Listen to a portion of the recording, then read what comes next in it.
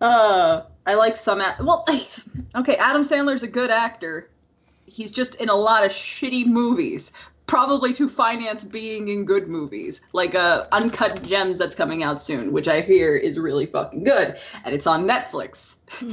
That's probably the reason why he's in a good movie, is because it's getting put on Netflix and not being put to the theaters where dumb cinemas people won't go to it because they can't understand a good movie and know what they want. We are living in weird times where you actively go to the streaming service for good movies. Or you go to Twitch and watch a podcast. Hello and welcome everybody to the AWKWARDCast. ANY and Keyframe Wonder about Random Drivel. Thank you. Beautiful Oscar, Grammy, Tony. But yeah, we are not here alone. We have the beautiful, totally not malicious smile of a still image of Byter. Hello and welcome to the show, Byter. Hello, Blarg. I was so like... Welcome to the Crepuscular Bronies Discuss. Exactly. Oh. Basically. But yeah, since Keyframe already brings it up, Byter, who are you? What do you do, and why should people care? Because a lot of... either the old school people will probably remember you, and everybody else will be like, who? Oh. But yeah, who are you, what do you do, and why should people care? I'm some random dude, and I don't think people should care necessarily, since I don't do much that relates to many people. But back in the day, me and ANY did start the Crepuscular Bronies Discussed podcast, which we were talking about My Little Pony, Friendship is Manship. Yeah. It's true. And after I moved on from that fandom, I moved into the BattleTech fandom, MechWarrior Online, those types of games, and I joined the First Circuit podcast. I also historically have done DeviantArt reviews back in the day, reviewing MLP episodes. And at least the thing I would typify my work the most would be my Byter's Bits series. I'm talking about Sleepless in Ponyville. I remember that. Oh, yeah. No, that's something that I saw the episodes and I was like, well, time to grab dinner and listen. Oh, also, I only coming now, remembering now, you and Mage and I had our Trine Let's Play. Oh, yeah. We have done gameplay stuff together. Still not finished to this day. We haven't talked in like forever. It's true. The AWKWARDCast, bringing people together in the holly jolly season. The AWKWARDCast, bringing people together awkwardly after years of separation. Just like a real family reunion. Hey! But yeah, Byter, what's going on? What's happening in the life of the Byter? Anything you feel like sharing or want to get off your chest to an audience, rant about? I mean, perhaps it would be best if we start just at the start of things, when we started the Crepuscular Bronies, and I get less and less relevant to yourself and your channel. My channel itself has become irrelevant, so don't worry about that. Yes. But I think, though, because what started it all was just, at least, we both were... I think it was just me commenting on your YouTube channel. Yes, I mean, just having a discussion on like one of the episodes or whatever, and then we got onto like Skype, and we had a pretty fun chat. And we're like, hey, we just like talked for like 2 hours or whatever. Let's just do a podcast. What I just realized, this is literally the origin story of the AWKWARDCast, just with this person up there. Shit, we would have like 6-hour-long conversations, and we had that for 2 years, and then we were finally like, we should really just do a podcast. Yeah. But yeah, you kept this one longer than Crep, so... But yeah, back in the day, at least, we were just like, hey, let's just review every episode as it comes out, and that was what we did to form the Crepuscular Bronies, which, as you can guess from that kind of obscure name, it was not made up by the German. What? Which You expect German him to come up person- with a creative name for something? Exactly. I mean, then again, AWKWARDCast actually, believe it or not, came out of Lightning his can nugget. strike. Lightning can strike in a bottle once. Exactly. Has never happened since. No. Yeah, but I think my relationship with the Brony community was very quite fraught in a lot of ways. I come from a very different background, a very different approach to everybody else, which when it comes to things involving the Brony community, it led to a lot of interesting debate, discussion, and lots of fun. And I think at least to try and break, if people haven't seen my content or whatnot, or back in 2012 or whatever, I thought I would just talk about a little bit briefly the start of my Byter Bits Sleepless in Ponyville review, which is now unlisted on your channel, so I cannot even link it below. There is playlists. You can still click on the playlist tab and find all my stuff there still. I just didn't like having it all cluttered up. That's fair. Then I guess Byter's Bits down in the description below. All right, so Byter Bits is reviewing an episode Sleepless in Ponyville, and My Little Pony Friendship is Magic. And the camera starts looking up at the sun and pans down to see the town of Ponyville, and it has Rainbow Dash flying from left to right, and I pause the camera and say, wait, stop right there. Now imagine you're doing what Rainbow Dash is doing in this moment. She is flying through the air, throwing coins up with her hand with her eyes closed. Is he reading the script of the video? Are you doing a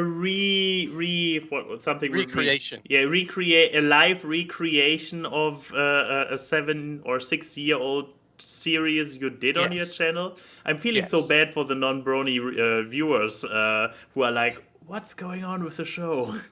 Who's Rainbow Dash? Exactly. But we have our character. They have wings. They're flying. Their eyes are closed. They're throwing coins in the air, and they have this thing I didn't mention in the video because I wanted to mention it later. She has a humongous grin on her face, and there's somebody who opens the window in the background, and they have a huge wing boner. But anyway, in the video, I say, imagine you're doing what this character is doing, that you're running or jogging whilst throwing coins in the air. With your eyes closed. And now I say, with big, huge capital letters, I say, why? Why are we seeing this? What is the point? And this at least demonstrates, to me at least, it typifies my type of analysis. First, we put ourselves in the character's shoes. This is my fundamental of analysis. You put yourself in the character's shoes, into the world, and that helps you figure out what's going on, etc., etc. The second part, why? Why is it there? What's going on? What's the point? You can cut random, imagine if you're watching Lord of the Rings, and randomly at one point it cuts to Gandalf on the toilet. Now, it makes complete sense. Yeah, I can relate. Yeah. Number one, it makes complete sense why he would be on the loo. You can figure that out. But the second part, why are they doing it? If you can't they're in the middle of Helm's Deep, and it's just, Gandalf is rushing to save them, but he's like, oh, wait, I need to take a shit. And it's just a completely pointless cutaway that removes from the thing. And that is what I wanted to establish with my analysis. That one, we put ourselves in the character's shoes, in the world's shoes, and two, we figure out what is the point and the purpose for it from the creator's perspective. And that was how I went about my analysis. Whenever I was discussing things in the show, and generally in most topics, I try and keep my rhetoric very close to the metal, very grounded. And the common rebuttal I got to this bit, because most people who don't like my content, they only watch the first episode and only the first minute, and they just said, oh, Byter, you're just complaining about cartoon physics. No, no, you wouldn't see. You wouldn't see this kind of scene in a live action movie because it wouldn't really be possible. Exactly. Yeah, but that's just a lack of consideration. But all I'm doing is asking the question, and trying to demonstrate or establish just the two keynotes of my analysis, because the big thing here, I think, isn't necessarily, you could have had Rainbow Dash do something mundane. I mean, maybe not going to the toilet, but just flying. And there's the question of why? Why is it there? And nobody answered it. They only ever brushed past my points by saying, you're complaining about cartoon physics, which talks past my analysis. And I think at least that helped really for me, analysis is, well, in the name. It was the Brony analysis community we were part of, and I was very into analysis, looking at very close to the metal, what characters are doing, why, and what was the purpose of things at the very base level. Whereas other people, their rebuttals are very often talking about tropes and just their general feelings and opinions on things. And that was a huge culture clash that we had often, unfortunately, in the Crepuscular Bronies back in the day. I remembered the hour and a half long argument you had with Bronny Buck over why Discord frowned in the season 4 finale, and me and Max and Looney were just kind of sitting there just do we stop this? I just currently enjoy pretty much how two of our very recurrent viewers, Enigma and Odie, both have basically the absolute opposite reactions to you. But yeah, I mean, that at least that's my attempt to try and demonstrate things. And it's sort of like, if we're talking in this podcast format, imagine things are just going normally. I know they aren't already, but I'm just spontaneously. I asked you, how is your week? And we are now here. Well, as I said, I wanted to try and establish things from back where we had the common starting point. And you made a quick response to that, but then didn't go in necessarily with it giving me a go ahead or not. So I just went ahead. But as I was just saying, at least... Wait, are you just blaming me? Yes. Old habits die harder, I'm afraid. That's actually a thing that most people probably do not know, that this person up here is actually the origin of the blame A and Y meme. This one here started it. Nobody else. Very much so.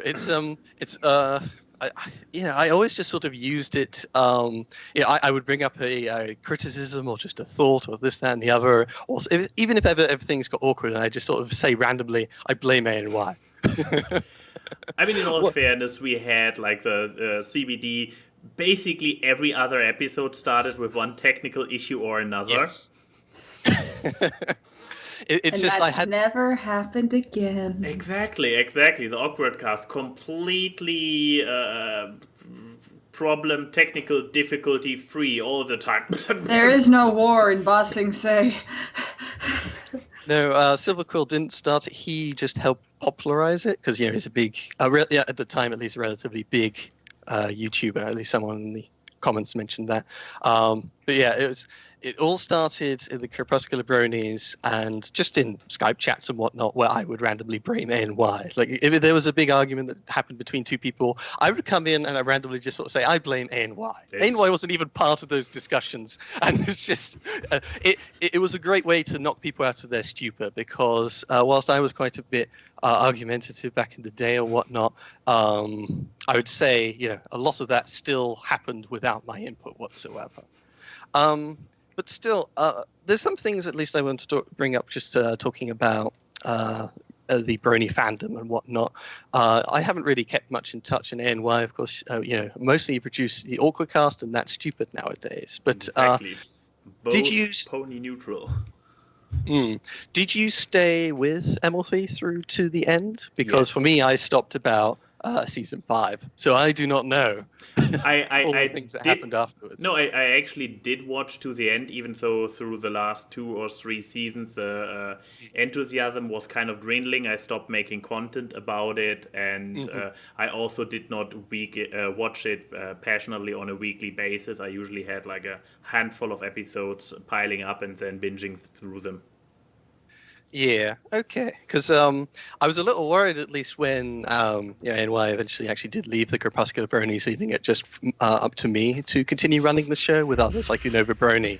And it's like, I hope I did just, take that beautiful spark that, ANY's passion for the show and just quench it slowly, week by week.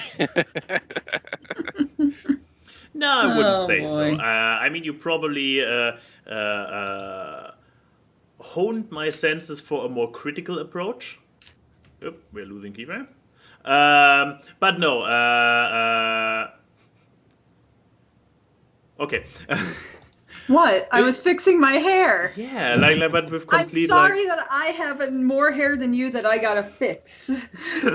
No, but yeah, no. there's nothing you have to worry about. But yeah, besides our origin story, or what is there anything else in your current life where all of this led you to? I mean, you're currently in a relatively new podcast, aren't you? I mean, well, yeah, I started because I moved over to a different fandom, and relatively quickly I found another group. It was actually video games so I could play with, and they mentioned actually they had a podcast, and I got involved in like episode 5, and now we're up to episode 106. So yeah, You. Yeah. It's not a competition, but it is. Okay. I mean, if you add my numbers with Crepuscular Bronies and the First Circuit together, you're getting towards 200 or so episodes. Don't bolster the numbers. I will bolster the numbers if you're doing a game of who has the most numbers. That's the whole point of saying, trying to game the system.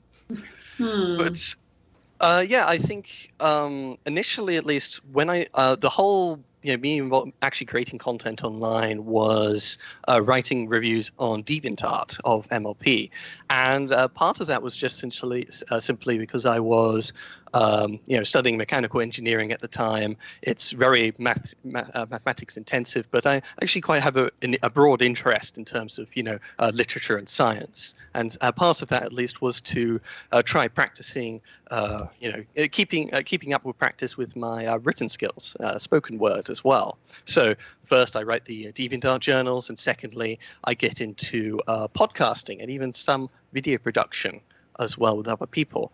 And for the most part, at least the low effort stuff, podcasting, where you can produce a lot of content, where it's basically you chat with people and you just upload it to YouTube and you're good, or live stream it to Twitch. Yeah, in the end, I really that really sparked with me. Whereas sitting down, writing reviews or creating videos is very labor intensive, particularly as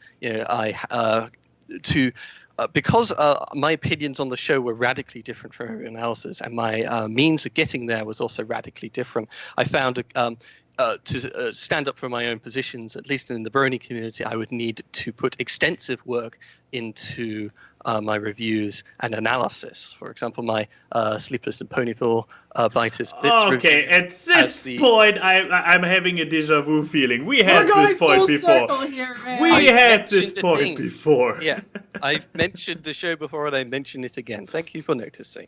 Okay, all I was doing was I saying my Sleepless in Ponyville video had extensive visuals. It was carrying through every single scene within the show, and it had spreadsheets calculating all the time, all the lines spoken, how many words were spoken, the time on screen, etc., etc. You had quite the week of everything you're describing. It almost sounds like it was years. Well, it has been years. But yeah, to move on a little bit, Keyframe, anything happening in your week? Oh wait, there was. Oh. Yeah, I keep forgetting Randy was Sunday night, so it technically counts. Damn it. Okay, I can put him on yeah, screen. You keep hold talking. on. You keep talking. Okay, fine, I'll keep talking. Sorry, because I was just on Twitter. Me and my best friend Lauren, you people know her as the Abby Roadie and all that stuff. Hey, it's the Randy. This is his website. It's just his face. Isn't that great? So, once a month we meet down and go on a sister date together, and it's fun. And this month we went to go see Randy Feltface. I was able to get us tickets to one of his only 2 shows down in Los Angeles. It's his only shows in America this year. I was very lucky, and people were jealous. And we went to this nice theater called the Dynasty Typewriter. It was packed. The marquee said Randy Feltface Unblinking Comedy. I feel like you can understand why that's the subtitle. But yeah, there we are. You can't see the unblinking comedy, but well, we actually got the last 2 front row seats, which was really nice. We sat next to a birthday girl who was very happy. And if anyone ever gets the chance to go see Randy live, it is one of the best things. There's a lot more audience interaction than you think there would be for a puppet. I know a lot of people when they watch Randy live, on YouTube and stuff, they're very weirded out with how human-like his movements are. Like, they're not bad weird, just like, wow, he actually moves very organically. You kind of start to forget he's a puppet. The effect is just the same live. Yeah, that's his front row. That's his that's the desk he gets to. Yeah, that's the desk that he sits behind. And the show was really good. He basically had the framing device of, when you meet another human, the first 3 things to encode in our brain are race, gender, and age. Race, gender, and age. Yeah, that's it. And he basically started to frame each part with that. And, he would go on tangents and stuff. And it was really fucking funny. He was just like, so what gender do you think I am? And people were yelling all this stuff. I yelled, sexy man. And he was like, not just man, but sexy man. And every time he said it, sexy man. Now I'm self-conscious, but I'm flattered that he picked up on my voice. But another person, when he asked for race, someone called him like a grape Eskimo. Or a Fraggle, which I was just like, I like that. And he went on like some tangents about people who change history, how you shouldn't be opposed to changing your opinions to when new facts are introduced, like the concept of change. And also just other general tangents about being part of like Bring the Funny, the NBC show, trying drugs in Canada, like getting a pot brownie in Canada, and then finding out it's not a spoiler bit, but he got pot brownie from these 2 people after one of his shows, and he eats a bit, and he's wondering why it's not kicking in, so he eats more, and then he eats more because it's not kicking in. Then he looks up when it's supposed to kick in, and it's like 30 to 45 minutes. He's like, oh, I'm going to die. And then he realizes it was just a normal brownie. He was like, Canadians are losing. But it was so good. He's one of those comedians that also are very poignant when they talk. Wait. Like, if you watch the end of Randy Writes a Novel, he does go on a bit about, like, why do we get so upset when we find out a story is fake when we like fiction? And stuff about legacy and all these things. And I really liked it, especially his tangents about how you shouldn't be afraid to change as a person, or if facts are brought up that should change your opinion, you shouldn't be afraid to change it. Like, it's really good, and you don't expect this much wisdom to come from a fucking puppet. Also, apparently, he's 39, and I'm just like, no wonder I like you so much. But, he doesn't come to Germany. I know, but he's going to fucking Texas next year. Why do Texans get it? Come down to Los Angeles in March. Do we have things? But this means that the person behind it is known. His face has been revealed. Otherwise, people couldn't give him brownies. Or did the literal puppet eat it? like Cookie Monster. I don't know. But that was the biggest highlight of my week. Besides the fact that before we went to the show, we went to the Americana, which is this big outdoor mall that's already decorated for Christmas with this giant tree and stuff. And I'm just like, Of course it is. Wow. Look, it's after Thanksgiving now, so now I have the full right to be holly jolly. But it wasn't before Thanksgiving when I went. So I was just like, this is too soon. There were a lot of dogs out. A lot of dogs wearing sweaters. So obviously that night was very good. However, when we were walking back to Lauren's car, there were 3 homeless people sitting on the ground. And like, I have nothing against homeless people. A lot of them I've met are generally nice, just down and out.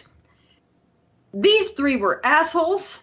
Okay. Like, we were walking by and they were like, I love you, cunt. I love you, bitch, das putas. And I could just hear Lauren mumbling, walking faster, walking faster, walking faster, making my way downtown, walking fast, walking faster. And I was just kind of like, I don't want to deal with this. I had a good time, and you're cramping on the vibe. Are a lot better when they're silent. You better see, nodded. Or not drunk, because this sounded pretty much like drunken rambles. Maybe, I don't know. All I know is that they were able to afford a really nice towel that they were sitting on, like a nice beach towel. And that's just sometimes the things that I wonder when it comes to Los Angeles homeless people. That some of them have some pretty nice things, despite obviously being homeless. What are they, like, your priorities with your panhandling not only are skewed in the sense of you should not be buying jewelry and iPhones, but also just skewed in the fact of what a normal homeless person poorly purchases. I don't know. It's just interesting. I've seen way too much of it, but that's its own socio-economic can of worms, and I don't feel like opening today. It all really just depends what's the story behind, the things like that towel and whatnot. Because like it's all case by case. Just viewing it from a rich person just said, you're just sitting on your ass. Here, have my towel. Yeah, I mean, they stole it. Yeah. I mean, at the end of the day, everything is based on the story behind it. Anyone, if you look at them from a surface level without knowing the story behind them, looks like a crazy person. Yes, Max? Talking about story behind it and looking like a crazy person, what's up with this green thing in your hand? It's a cup. No, it is not. It is most definitely not a cup. Unless we are in green eggs and ham, then it might be a cup. I wonder if the camera will pick up at least the design on it. It's from Haunted Mansion. Like there's the 3 Gentlemen. And it says Haunted Mansion on the back. I got this in Disneyland. It was one of the souvenir cups that they had in front of Haunted Mansion. Because I have 2 of those. I have this one, and I had one from I think a year or 2 before. That's this Maleficent gargoyle head, and one obviously holds more than the other. But one of them is much harder to clean. Hey, with enough water and shaking, anything can be clean. But I just have this. And I found it, like, when I was cleaning my closet, that I just found that I had it again. And I was like, hey, I remember you. I'm going to use you again, because why not? So now, just when someone comes into my room, they see a gargoyle cup, this fucking thing, and the duck, and the duck's in the living room. Oh, my Eurofurence mug, and they just, this is a practice for people who know me of just, it's slowly conditioning people to not ask questions. But look, if you had a giant, ridiculous cup, wouldn't you want to utilize it just for the reactions of other people, as we just shown right now with his reaction? Damn it. I can't find my skull muck. because I would have been like... It's usually on your computer desk. No, it's not. Probably because I eventually realized that it had a hard-grown dusk layer and is not keeping the Doesn't it have a crack in it? Yes, No. that's my point. It's not tight. It doesn't. Stuff gets out of it. What's it called? It leaks. Yes, it leaks. Isn't there an adjective for it? I don't want. I wanted you to find it on your own, but that's like watching a kid off his training wheels and just falling over when he puts the bike back up. But yeah, Odie's right. It's a good conversation starter. I mean, I have had people who thought this was a bong. Hello. It's just, you asked the question of if you had that thing, wouldn't you use it? And I think, well, first, I would very unlikely to have kind of things like that. But second, I would not actually use it because I would want to focus on the objective of the conversations rather than talking about, some kind of cup. Let's get on to more practical things. The engineering side of me just does not do those kind of things. Oh no! I believe you made a horrible mistake when you came on this show. Well, that's why I'm just, as usual, coming in and just smashing through everything and just doing things my own way.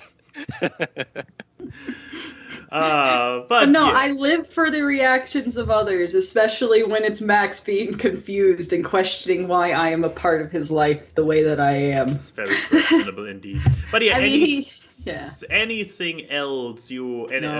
My life is crazily uninteresting. Why do you think I collect things like this? Bring at least something interesting in my life. But what about you, Maxie boy? My week also mostly eventless, except of course for a news that's stupid. We are up to a disturbingly regular production cycle. The next one is already in the works, and the one for after that, the script is already written. So let's see how long this lasts. I recall that every time I get optimistic about the show that we are back on a monthly cycle, one thing or another goes horribly wrong. So fingers crossed at this point. But New That Stupid out. It's one because I circulate through basically topics of different lightness. So this was obviously one of the more lighter ones, I believe. Or did it? This counted as a light one, didn't it? It's conventions. It's a light one. You complain about lines and autograph costs. Yes. Compared to the gender spectrum and gun control, I think this is a lighter topic. It is. But yeah, that obviously always fun. But yeah, I believe so far it's the least controversial one, period. I believe I haven't gotten a single dislike, which will probably change because now I said it. Now you're just going to get the people who... But as of now, quick, I need to show the analytics while it's still true. As of now, it still has 100% of likes, and actually quite a nice bunch of likes. Oh yeah, and something else I did this week. I edited the next few Terraria videos and uploaded them, so... Productivity! It was so draining yesterday, so... We did a 6-hour stream, which means 12 new episodes. I edited 6 episodes and uploaded them, and after then I just took a break because I was like, oh wow, I already did all 6. Wait, it's 6 hours, half an hour. Oh god! So yeah, and this is still not the end. This is just a long stream. Yuri and I did before he went into parental leave. After that we have one normal stream, which is another 2 hours, and then we have my marathon, for which I still need to come up with one way to edit it, because forcing anybody to watch all of this just sounds like something punishment. Oh my god. Well, okay. Cruel and unusual punishment. Exactly. What happened? Did XSplit break again? XSplit broke again. The good news is it broke while the desktop is visible, so I should be able to look up people's medias and stuff. So exactly. That is a mostly positive development. if I can find the usual background, which I cannot, I will just put this. Put a gif of a dumpster fire. I might still have it in here. Wait, let me. No, I cannot because it's. I cannot. XSplit is broken. Yes, I know. I wanted to change to OBS. There, problem solved. Whoop. Good. Claps for Mechs. But without the avatar, something is missing. Anyways, yes, but media, please enlighten us. Enjoy. Yes. And just briefly, my week thing, I was playing mostly watching people play MechWarrior 5, playing Headbrain Schemes BattleTech, and also the New Age of Empires Definitive Edition in preparation for this week's podcast that I did yesterday. Nice. Ooh, nice. Nice. Do you want to start with your media while you're? Not right yet. Now, okay. I need to know what your media is. That is an absolutely fair point, which is why Keyframe, what is your media? Why don't you start us off? Okay, well now I could take out the anger on this. So, I do good investments of my time, and that includes remembering terrible Happy Madison movies. Now, this movie is called That's My Boy, featuring Adam Sandler and Andy Samberg, and it is about basically a teacher sexual abuse case where when Adam Sandler was a 15-year-old boy, his teacher fucked him and had a kid, and then he had 15 minutes of fame. And it's about him coming back into his son's life,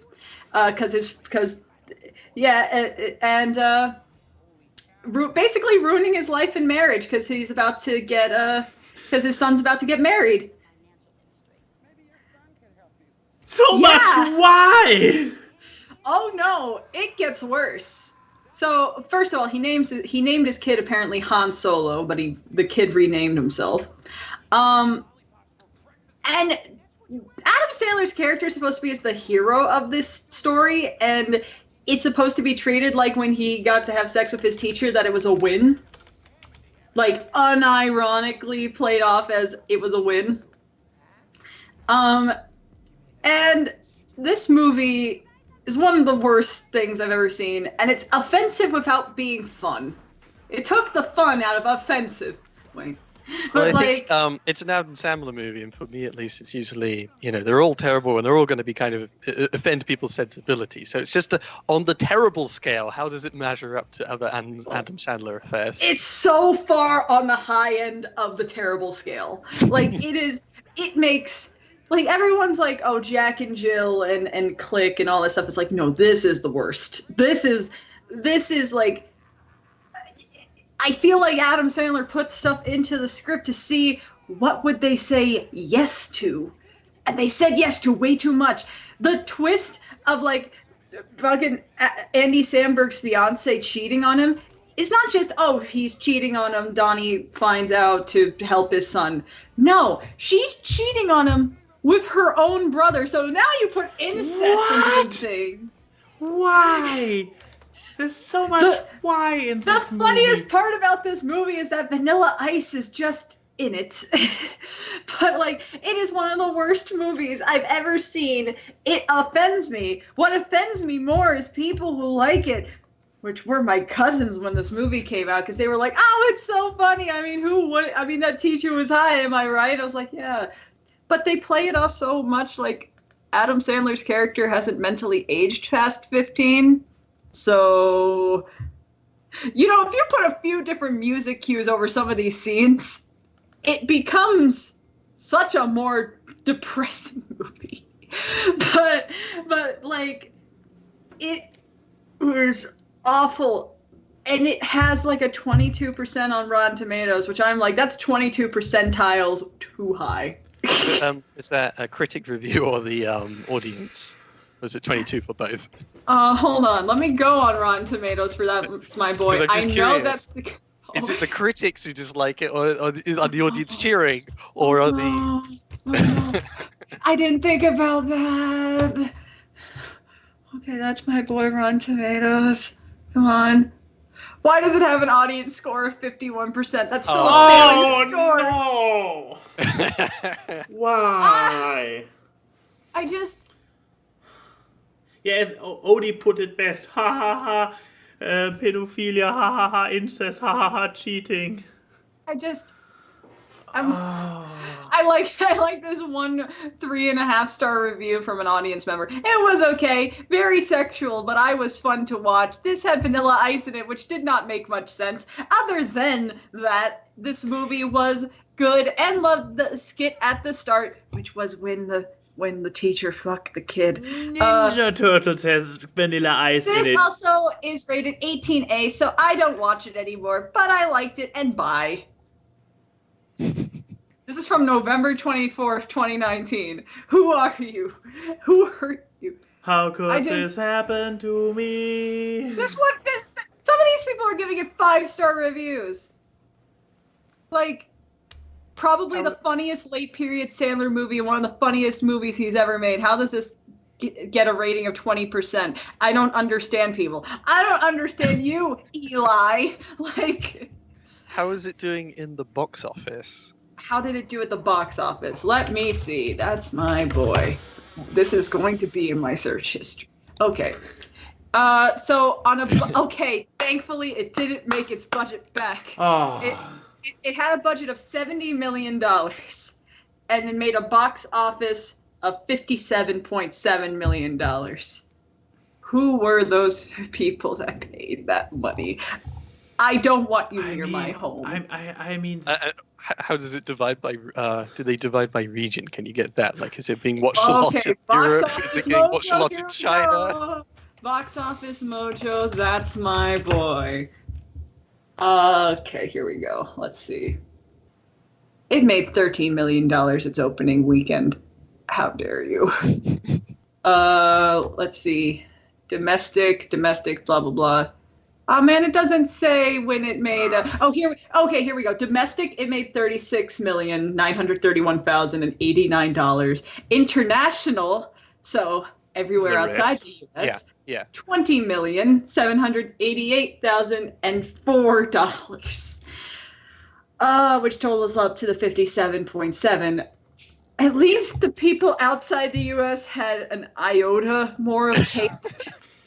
Which is not a shock at all. Here's the thing, given that he has his own production company and how many of this kind of lowbrow movies he made, there is an audience for Adam Sandler. And it's not an insignificant one. It's just such a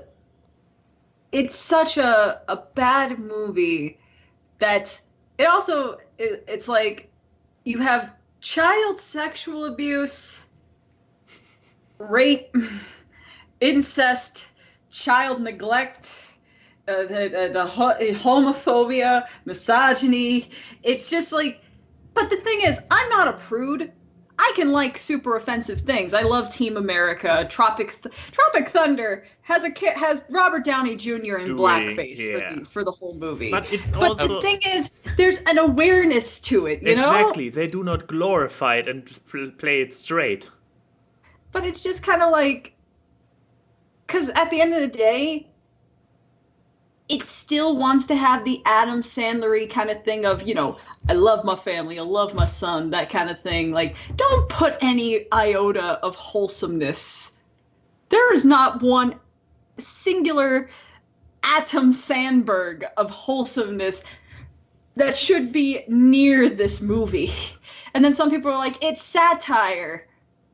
But what kind of commentary are you putting on this? That people should just let teachers fuck their students if it's a female teacher fucking a boy? Like, it's so bad. Them pointing out it's satire isn't an endorsement of the things within it. You can create an animation, somebody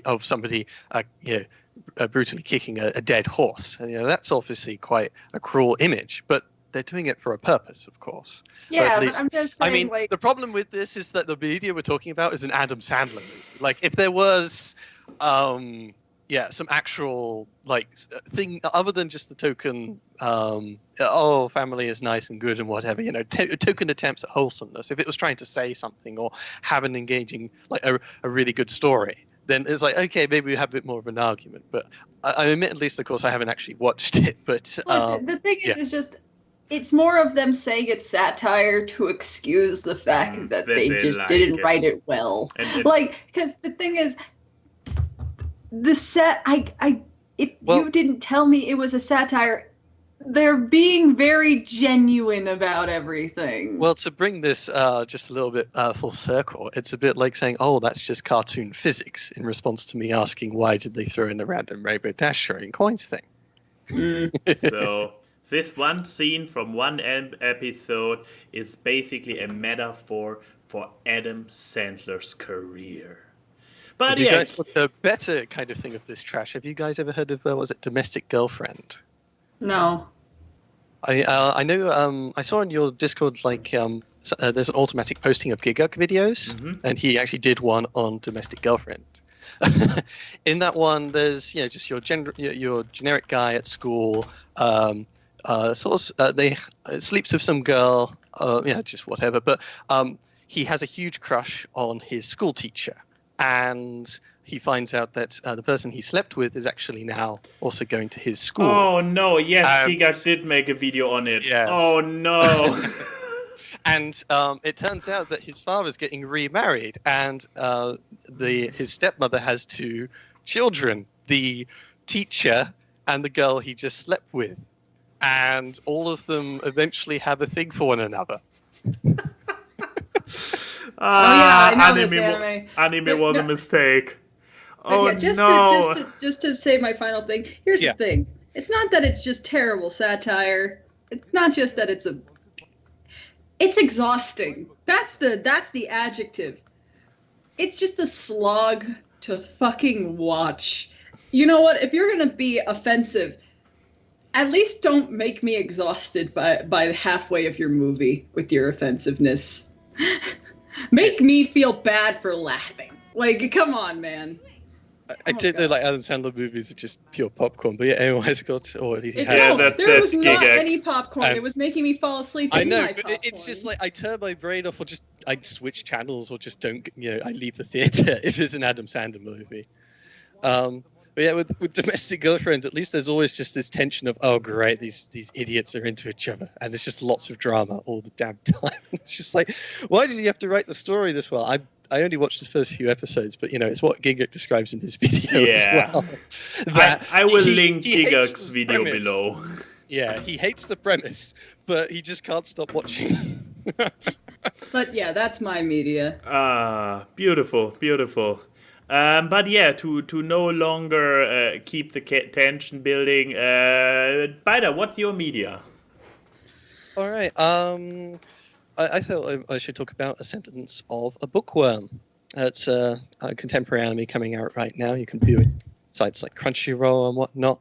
The premise involves a girl who is a librarian who actually, we don't actually see her as a librarian. She gets killed. She starts her job and really early on gets killed by a deluge of books. And Oops. She gets reincarnated as a 5-year-old girl in a medieval fantasy society. Huh. The main character, Mine, as she's called, it's spelled M-A-I-N, the Mine character, is she has a huge passion for books and reading. Obviously, that's why she became a librarian. And she has a lot of knowledge from her own world. But she's stuck in the body of a sickly 5-year-old in a peasant family, and she just really wants to recreate books and improve her standards of living. And it's a very slow-paced but very grounded sort of slice-of-life-y show that slowly has her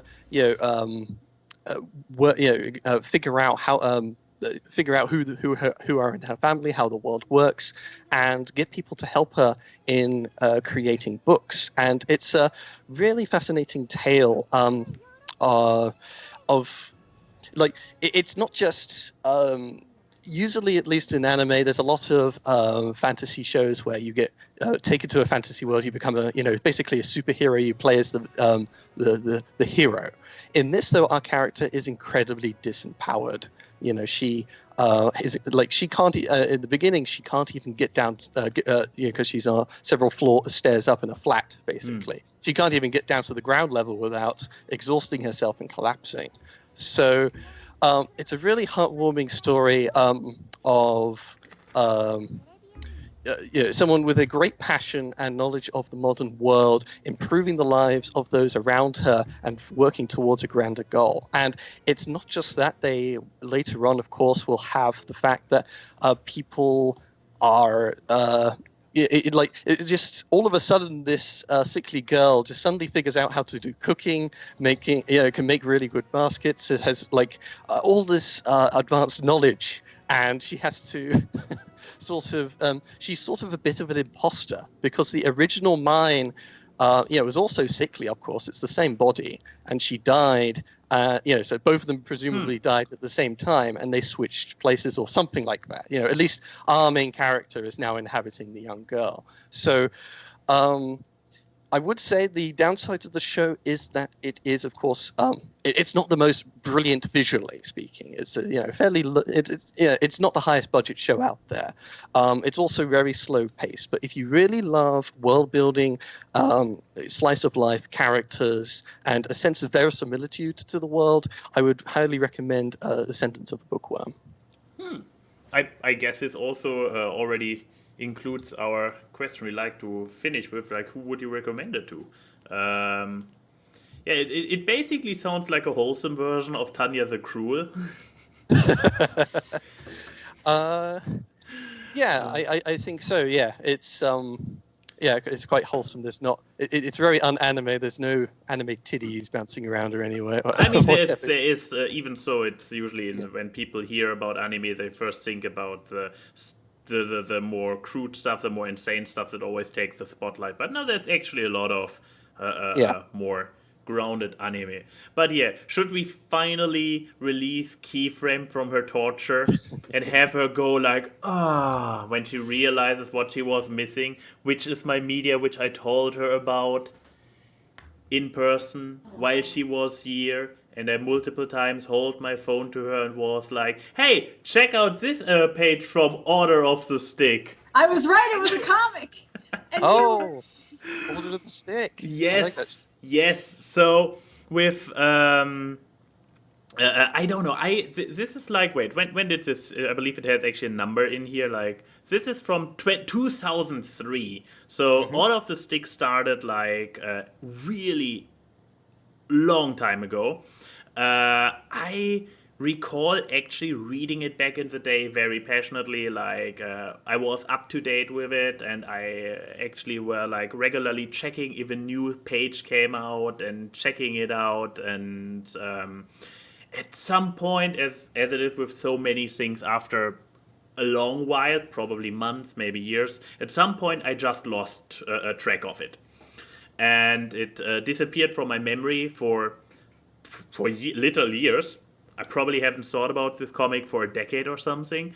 And I also do not know how and when it came back to my memory earlier. A few weeks ago, 3 weeks ago or something, I was I was hey, Order of the Stick. And I looked it up and I was oh boy, there are now over 1,188 comics of it. Also, just see how it all has online. Yeah, how it has evolved since.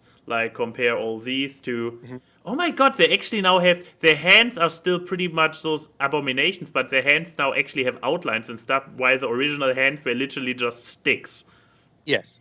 So, the artwork has steadily evolved, and it's been great. It's true. I mean, the first it very quickly reaches a standard which is only for the first 2 or 3 pages this bad. Then it gets more rounded, more routine. It has less wobbly outlines, and circles are clear circles and stuff, and not everything has this extreme hand-drawn feel to it. But what is Order of the Stick? And I think that weirdly enough, this webcomic is potentially, for anybody who doesn't know it nowadays, relevant again, kind of, because it's a D&D campaign, basically, but very meta. So what we are doing is we are following around the Order of the Stick themselves. Like, this is literally the name of the player group, like Mighty Nine, Order of the Stick, like a silly group because that's how it works when you bound together with a bunch of random people on a quest. You obviously have to give your name a group a name. There is actually a strip establishing how they get the name up, and it's like, he's like, okay, so we should actually like call ourselves something if anyone asks, and people start coming up with really stupid names because they are all very dysfunctional characters. Oh yes. And he's just like, oh, we can't just go with the kills team. Look, we might as well just call ourselves the Order of the Stick. And he points down to a stick, and everyone just says, oh yeah, I love that name, and then it just sticks. Oh wait, no, wait. Is it? No, it's not this page. It is early on. Because I have started reading it from the beginning. Yeah. So it is not this. One. It is not this page, and it must be a page outside of the comic, or maybe in the hardcover books. I'm not sure if, how much exclusive content exists. But no, what is it? So it's a D&D group, the Order of the Stick. Like with all the good old characters, the fighters, the cleric, the rogue, the bard. Obviously, there must be a bard. The magician and the ranger. Fun story is also that it's mostly a group of good and neutral characters, but they literally have a chaotic evil one in their group for a reason. Because why would... There's always that one guy in your group who plays as the chaotic evil guy. Really? Keyframe, can you confirm other people who play D&D? Is there really... I mean, yeah. Chaotic character, yes, but you always have an evil character in a party? There's always someone who says, I'm bored of being the goody two-shoes. I want to just stab things. And that is basically Delka. It's usually the wizard. Yeah. Well, in this case, it's the ranger. But okay, I was not aware. I was actually thinking this being an anomaly, but it kind of probably proves the credibility of this comic, because what this comic mostly does is it has an actual story going on there, like an actual campaign, and the heroes fight actual odds and whatnot. So what could happen in an actual D&D campaign, but the humor is like super meta. It's like super meta. They talk about themselves as PCs. When they meet somebody in a town, they are like, oh, we are NPCs. So they are completely aware that some of them are heroes, some of them are not. That they constantly talk about their classes, about their skill stats, but it's not like we are hearing the players have those kind of explanations. No, the in-world characters are all kind of aware that they are D&D characters and talk in meta stuff, which is, if this kind of humor clicks with you, you will have a blast with it. If this kind of humor does not work for you, probably not your comic. I would say the beginning, it is indeed very meta comedy. Like there's a skit talking about going up and down a level. Yes. And all the various different levels. I mean, or the term level is used a lot in D&D, and that is the whole point of that skit. Because the Order of the Stick, its first when it starts, it's trying to do just the gag comic. Yeah. I wouldn't say like. As it unfolds, though, things get a lot less. Like it goes away from meta jokes. The characters are still aware of game mechanics and whatnot. The character will refer to himself as a fighter, and someone will say, perhaps you should multi-class this, like a barbarian or whatever. I don't think that actually happens, but you get the point that they are aware of the D&D mechanics, but they aren't talking necessarily. It gets less and less meta with time. I would say that they get much they develop a much grander story. That the comic focus a lot more on the characters themselves, their arcs, and the grander fight going on. In fact, funnily enough, they actually had one of the most recent strips had them making fun. Do I have to put up the spoiler tag? Or okay? No, they're just making fun of the beginning where they said. Oh, yeah, do you remember that time we were talking about going up and down levels? And everyone said, I didn't really get it. It wasn't that good back then. Yeah. No, but yeah, I agree with you that they actually build more story. While I mean, this is the very first strip, and it's literally about getting upgraded from one version of the D&D rules to the next version, and how this affects all the classes, and this extreme focus on meta-ness as the content behind it, that actually does fade over time. But when I introduced Keyframe to this, I did the same mistake, and I was also like, this meta thing goes away. It takes a step into the background, but I'm now currently in my new read through at page 467 out of 1,000 something. Yep. And they are still doing it. They are still talking in their. It becomes more of a feature of this world. It's not the focus anymore, but they keep it going. They keep this meta talk up. So once again, if you like it, you will love it. If this kind of stuff is not your thing, you can probably skip it.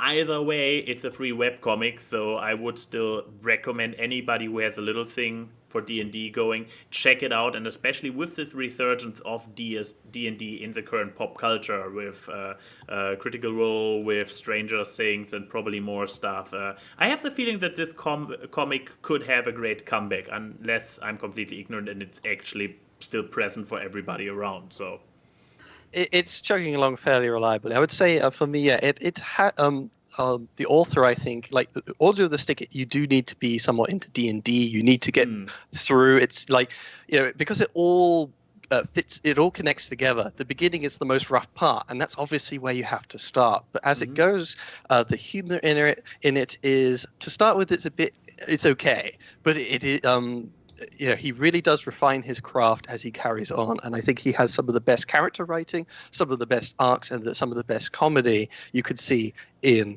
comic strips online. I mean, to just give one thing away, which I will keep spoiler free, one character in between loses the ability to speak, and they speak in a cipher. So you can actually go in, create your own cipher table, like trying to, a single standing letter. This would probably be I. And you can create your own cipher and decipher their messages.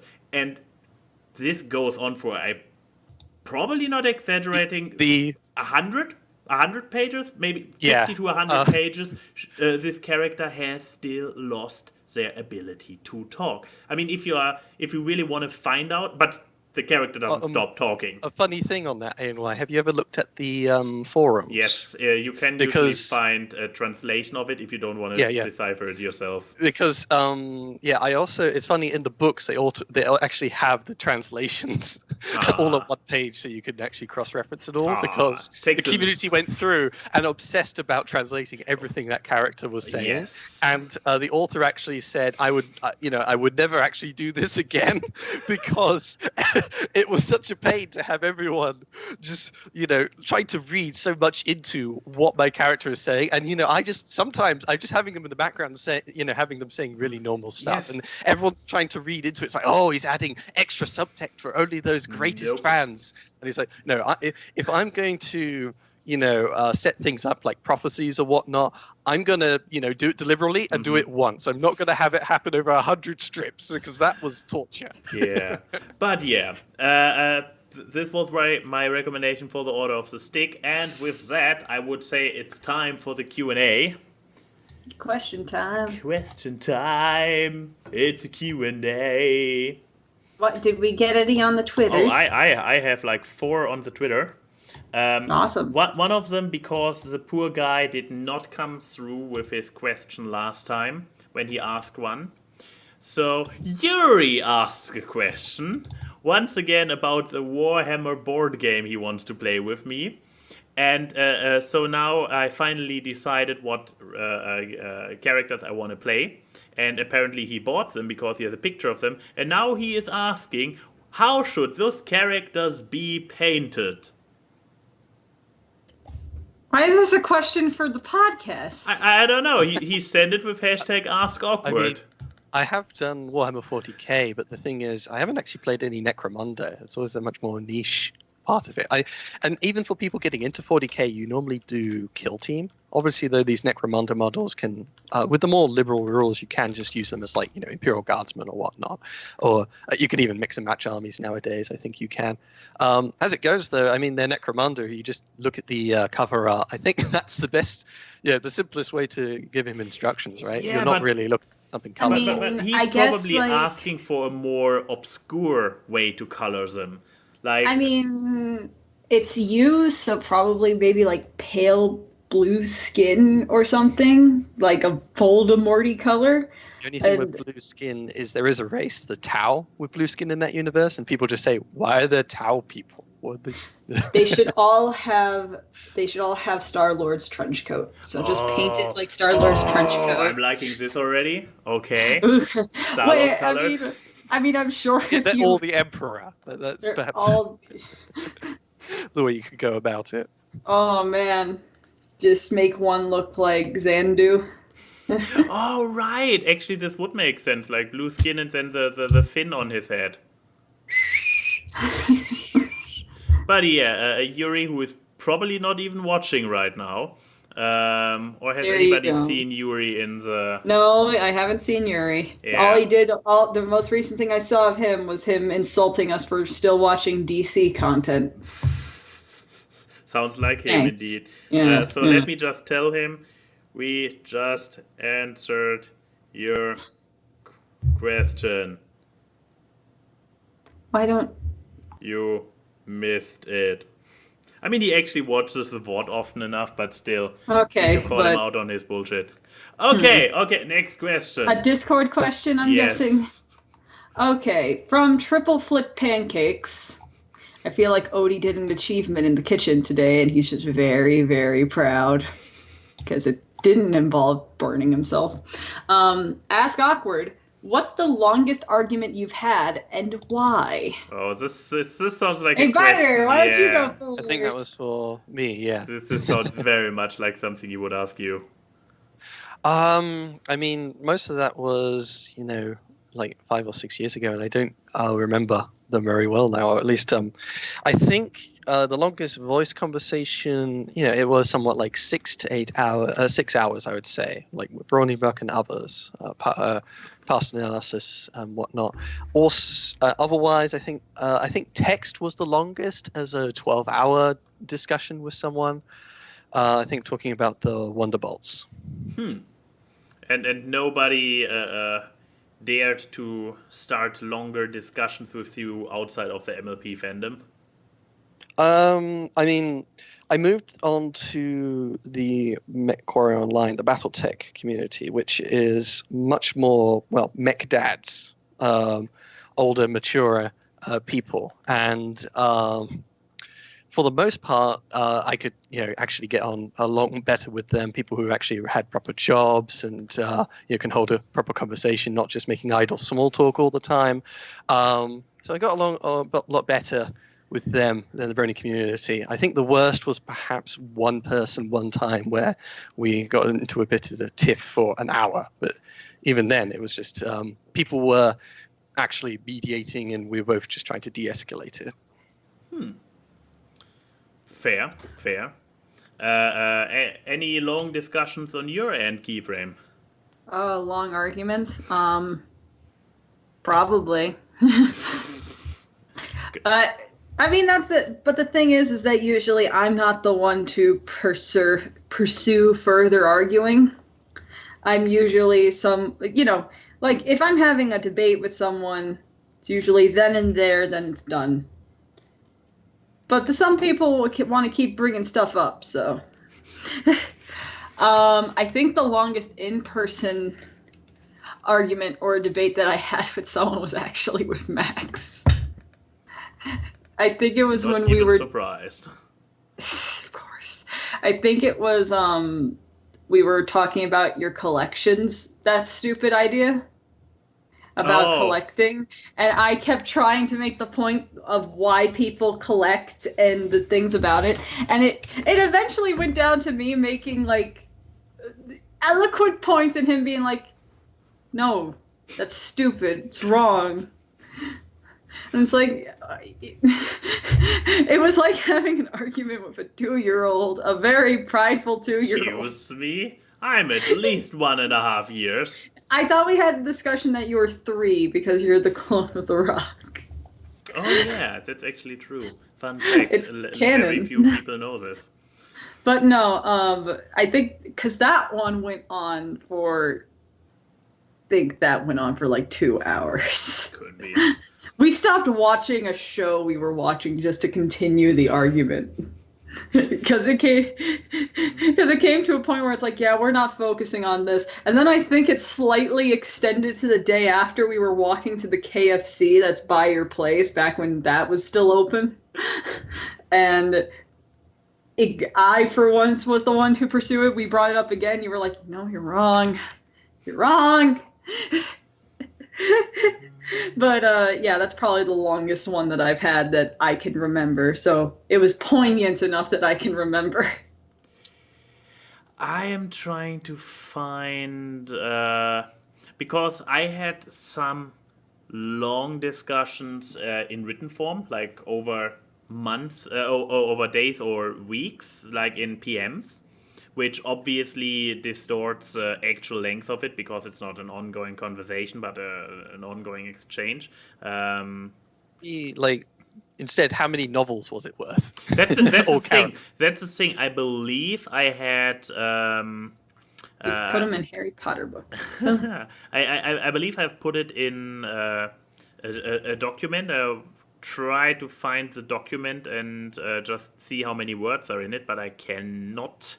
So was it particularly verbose, or each reply, like each of you write a little essay to each other? Basically. Yeah. I mean, I also had the one specifically I was looking for was the one that I actually referenced in my that stupid American Gun situation, where I had a pretty extended exchange with an NRA fanboy in PMs, who came up with all the greatest explanations, like, hey, this provider of security contracts to schools says that security is a great solution. I'm like, yeah, of course, it's literally his product he wants to push. This is not an argument against... It's like a diabetes study performed by Hershey. It's like, yeah. And then, of course, I had also extended conversations with Christian, but... That's a saga. That's a saga that nobody knows because it only exists in our PMs. Oof. Big old oof. Big old oof, exactly. But yeah, by now I have reached the point of any rational person when it comes to Christian. I have given up. The person is literally insane, so what are you going to do? With rational arguments, you will only get this far. But yeah... next tweeters. Exactly. In voice form, I very vaguely recall there was because the thing was, of course, I was the one who debated and discussed things in the Crepuscular Bronies. And it was like, you always took a very laid back stance. But I think there was one time that ANY took a little issue with things. Huh. And so I think at least I could attest roughly to something like a 30-minute. He's just like, no, you crossed the ANY line, and that's pretty hard to do. Oh God! I remember him ranting when we were marathoning the show again for his yays and nays, and him just going on a way too long rant about the pie throwing thing in that one Appaloosa. Oh God damn episode. Oh, that was a experience. And of course there is the ending of Endgame, Chris, where I am right, Chris, unlike you, Chris. Aficionados, nados. Oh, that's the longest argument I've ever heard. I mean, it's still ongoing.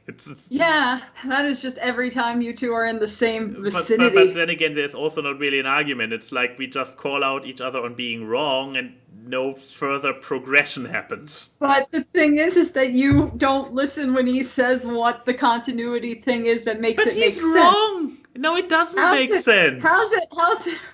I'm not becoming part of this. Don't drag me into your magnetic field of stupid. Then don't try to represent Chris's wrong opinion. Welcome to the wrong opinion. Exactly.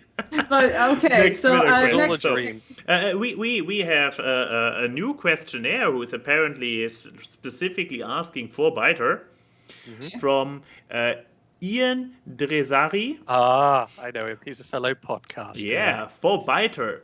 And yeah. and maybe Keyframe, you can add your insight to this question as See? well. Assuming you were limited to the MW5 MagLab, which spider variant would come out on top if you had to run your campaign with it, and why? No idea what any of that. Oh. Now, I think I would have to personally go with the Ansai if it's in the game. I assume it is, because of its much better diversity of weapon hardpoints.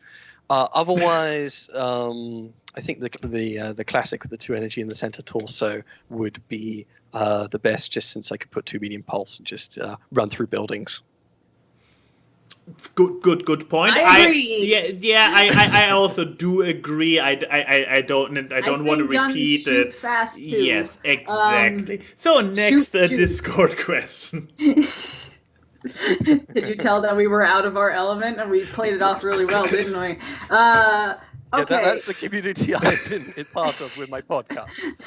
It's very much a you community, hearing how you answered that. Exactly. But I was disturbed that from my staggering reading out of the question that Byter still was like, yeah, all this makes sense to me and I can't properly answer it. So many of these are would you He's rather. just asking in the new games, just if you're doing a skirmish mission, what version of, it's a mech, but just imagine what version of a fighter would you play with? Are you going to go with a fighter with a 2-handed greatsword? Are you going to go with a longsword, etc., etc.? I mean, it's a mech, but and he's just giving me some restrictions with the in-game mech lab. Fair. Okay, well, some of these questions Enigma gave are questions that we basically answered when we asked him how in the beginning of the podcast, so no. Okay. Denim Ninjet asks, Ask Awkward, would you rather have $1,000 worth of teddy bears to give to impoverished children or $1,000 worth of scarves to give to homeless adults? Neither of these will solve their problems, but both will make their days slightly better. Here's the thing, a teddy bear and a scarf are not worth the same price. Are you stating that in this scenario they are equatable? Because one of them will probably come out with more than the other. I would say the scarves are can be more practical in the cold weather than a teddy bear. But obviously, if you could just sell all the teddy bears, then you could make something a lot better. But if they're both worth $1,000 of it, so they would have the same worth. Yeah, I'm just wondering, because impoverished doesn't automatically mean homeless. Mm-hmm. So, at least that. It's actually a tricky one. It's a tricky one. Let's see. If they're impoverished, it depends as well, how you're able to select which impoverished people you give it to. If you're giving teddy bears, it's nice to have a teddy bear for Christmas for the young lad or lass or whatever. Yeah. On the other hand, if it's an older gentleman or lass or whatever, you could just give them a scarf. A scarf is universal. Mm. But yeah, that is true. My conflict with it is that in the way of children, children, especially impoverished children, don't really get much choice or say in anything, and it's usually those formative years if you grew up in a poor environment. Any act of kindness can help with the formative of them wanting to actually get out. It helps the person as forming as a person, as someone who came from being well below the poverty line growing up. So, also, it will depend where geographically we're talking about with the impoverished, because the impoverished in, say, the United Kingdom on average will, in the developed world, they will more on average have, a proper roof over their heads. It's not I'm the best. I'm assuming a first world country in this scenario. But also, if we are saying Spain, for example, the scarf will probably not get the most positive feedback. They're like, Okay, it's a scarf. Well, okay. So let's just assume since it's USD we're talking about, let's just say continental United States as the place to be. So it's a developed nation, and you get to, I mean, in this kind of case, you get to pick where I assume you would give these scarves and or bears. And in the sense of the United States, where you have many temperate climates, the bear is the more universal option in this scenario.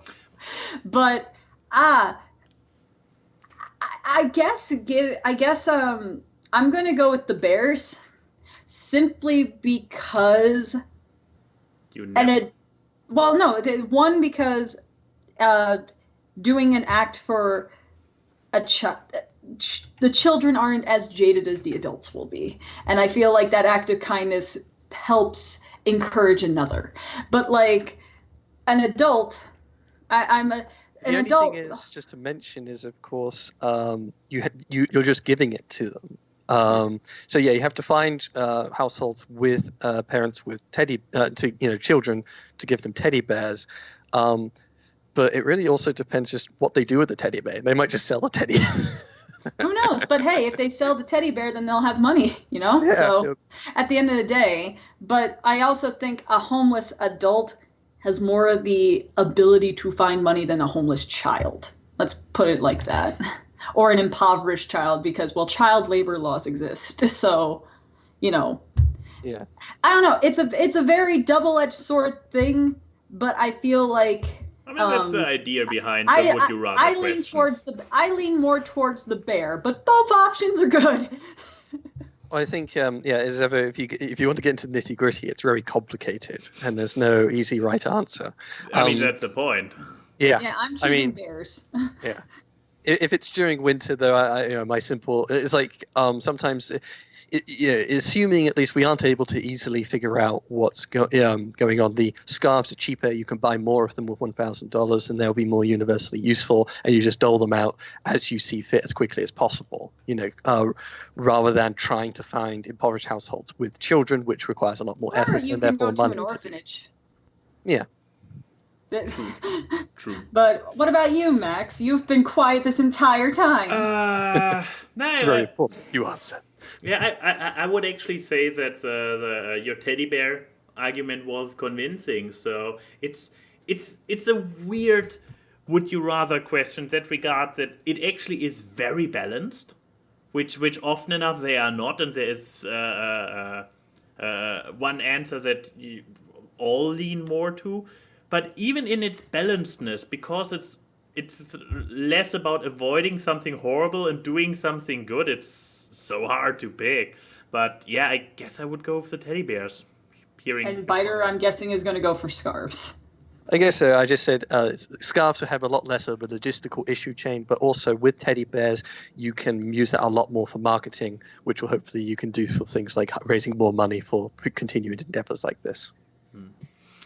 Oh, we can go with the third option. If you were working as a charity. We can go just for the third option. Sell either of them, and give them food. Burn. But okay, so Twitter question. Yes, and Keyframe, aren't you happy that we? Wait, what was Halloween? October was the spoopy month, right? Mm-hmm. Aren't you glad that we have left the spoopy month behind us, got you a little bit of a grace period, and guess what kind of questions are now coming? Are they all about holiday movies? So, J-Rock asked for everybody, what is your favorite Christmas classic movie / special? Every time we get this question on the cast, Max just says he hasn't watched any. No. Ha! Or you pick Die Hard. No, you know what?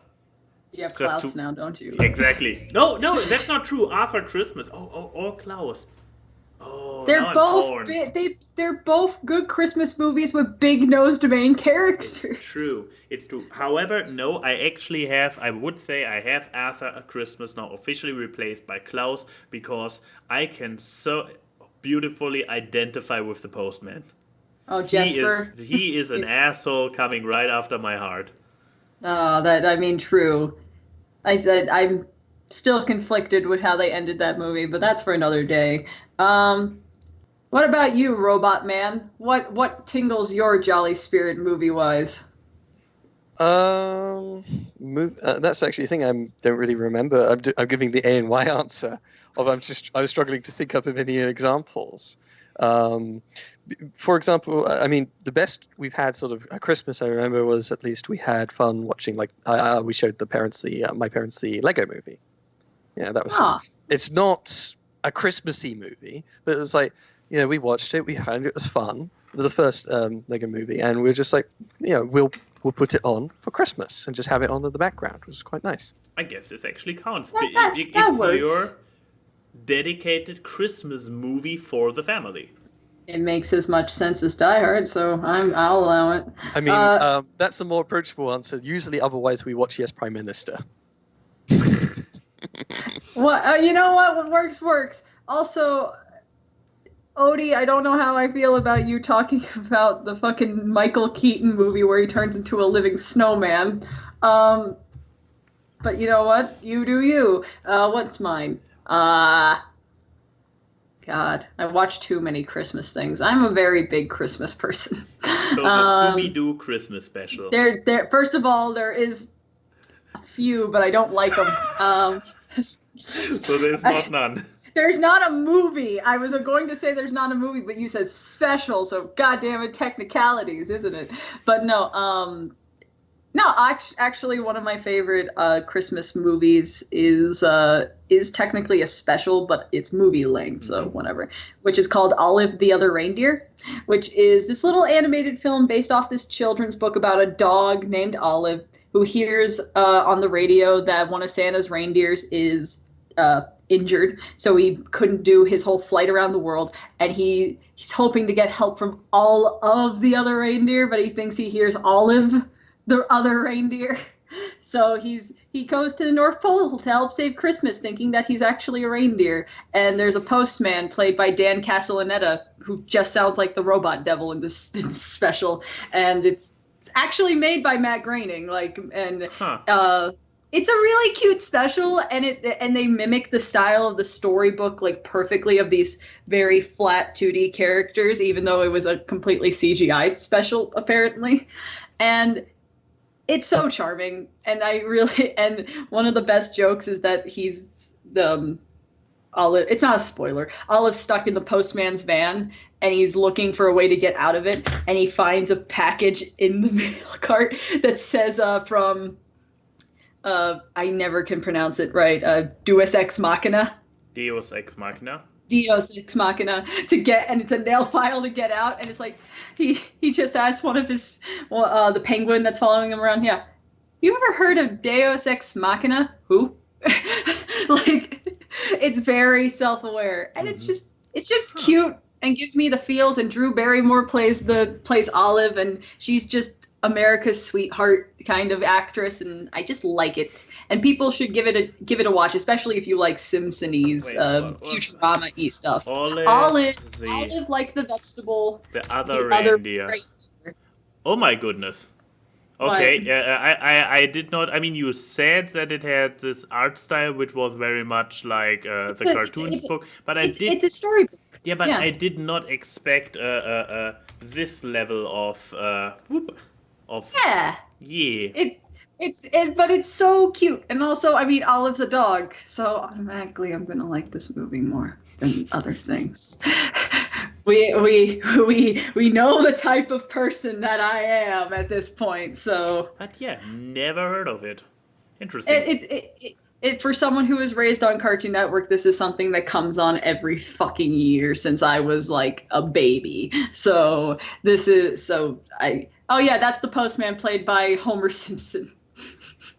And he has a great song in the musical in the movie, which is just like just saying how much he hates Christmas because of all the mail he has to carry. Aww. Like that's his whole motivation as a villain. It's a good. But there, we all had different answers for once. Hooray. Yeah. Discord. Triple Flip Pancakes asks again. Remember Airplane and Blazing Saddles? Well, lucky y'all, this question is on the flip side. What is the worst, most shallow parody you've watched? That's my boy. A parody of a family movie. Parody of decency. But no, I have never watched it, so I couldn't actually. This is such a hard question for me, not because I haven't watched it, but because I watch so many terrible things. Shallow parody you have watched. I have the feeling that there is one. There is one that I really, really hated for how bad it did, but which one? Now I have to remember. I mean, it's very easy to go with the options of those like genre movies, like disaster movie and epic movie, but those are too easy. I don't count those as films. I'm sure there's a few scary movie sequels I could probably say are awful.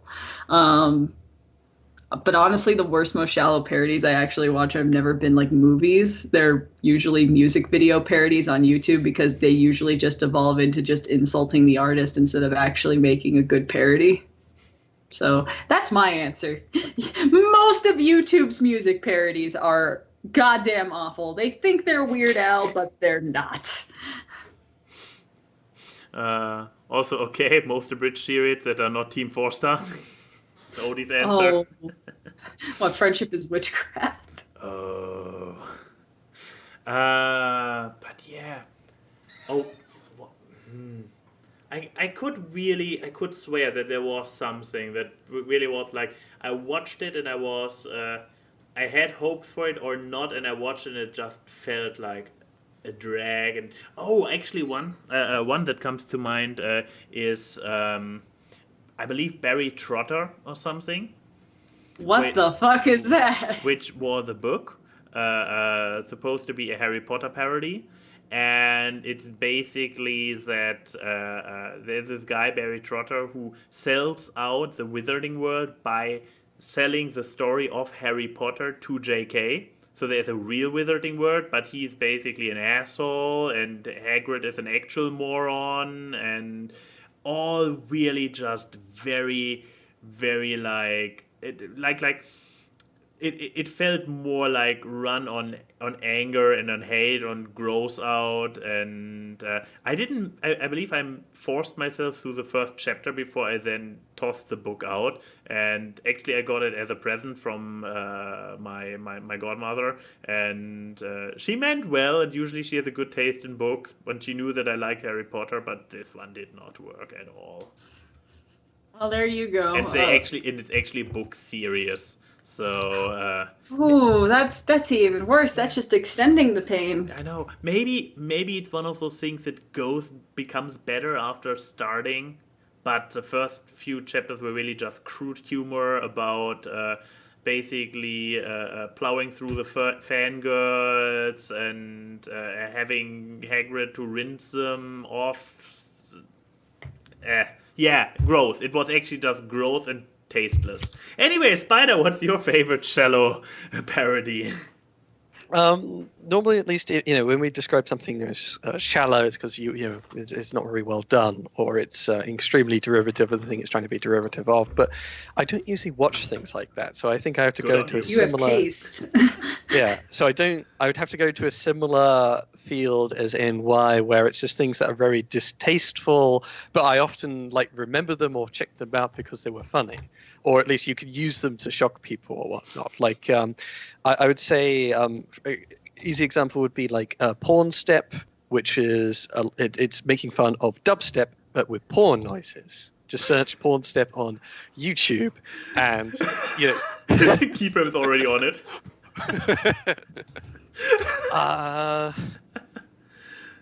Otherwise, I think there was one. I was looking through my parodies list, and there's one that I used to scare away bronies, and that one is "Clopping to the Ponies."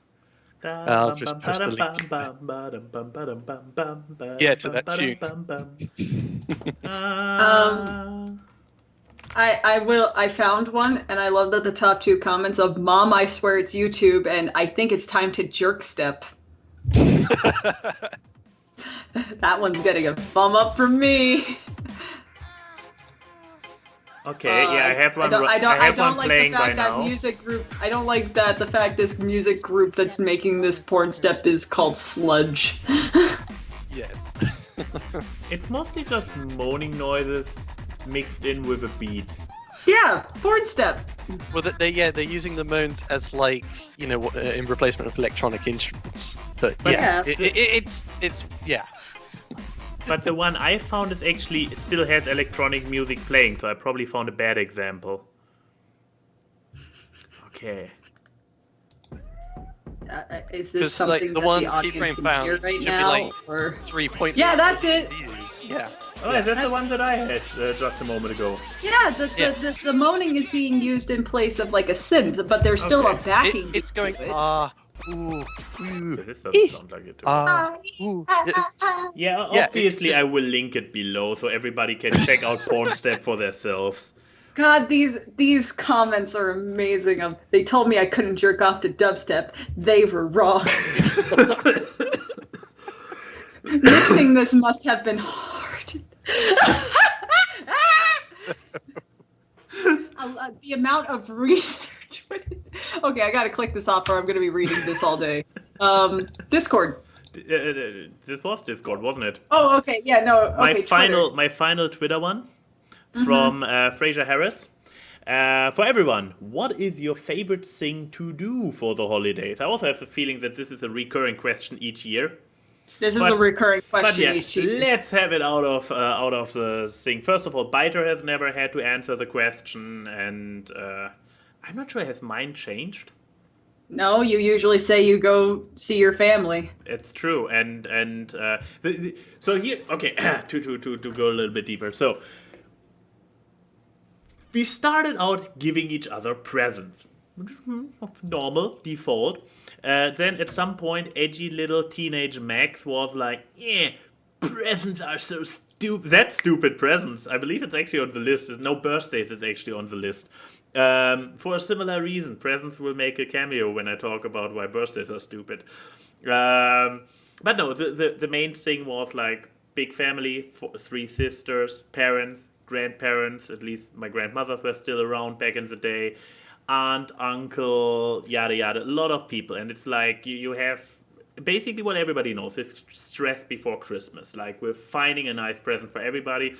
It had in our family, it had developed to the point where everybody basically wrote their own wish list, and then the wish lists were, especially in digital form at some point, were just handed around, and you were just looking, okay, which is my budget? Yeah, taking this one, getting this, sending it over. So it became very much a transactional thing. Like it didn't have the spirit of making presents and stuff. So at some point I was like, yeah, this is not fun. So guys, it's cool. I'm out of it. I will still enjoy hanging out with you around Christmas, but I don't want to receive presents. I don't want to give presents. I just want to spend time with you guys, but without this stress around presents. Soon after, my sisters were like, hey, actually, you know what? That's a great idea. Let us 4 siblings have a yearly Christmas dinner, which we have been doing for ages now, every year. And at some point, even my parents were like, you know what? Your kids are onto something.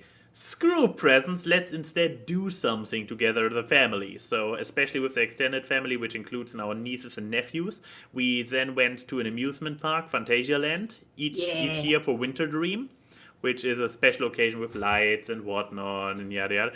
But at some point we realized, like, yeah, going to an amusement park with an age range from little toddlers in a trolley up to grandparents who are beyond all the fun rides, and then in the middle you have the handful of adrenaline junkie adults, and also the teenage boys who are partially not yet allowed for every ride because they're still too small.